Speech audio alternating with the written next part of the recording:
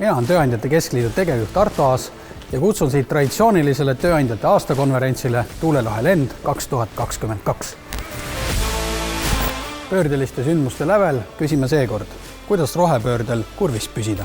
Siinsamas Kultuurikatlas otsime vastuseid küsimustele, mis puudutavad täna meist igaüht. Kas rohepööre lööb Eesti majanduse jalust või annab hoopis hoogu juurde? Kelle käes on hoovad, et pöördeks valitaks õige kiirus ja tehnika? Mis saab tööturust ja kust tulevad vajalike oskustega inimesed? Mis saab Eesti majandusest 2022. aastal? Lavale tuleb Eesti Vabariigi president, keskkonnaminister ja loomulikult mitmed Eesti edukad ettevõtjad ja tippjuhid.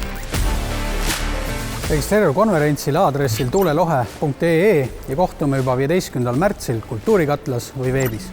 Ole kohal, sest kui sina ei tegele rohepöördega, tegeleb rohepööre sinuga.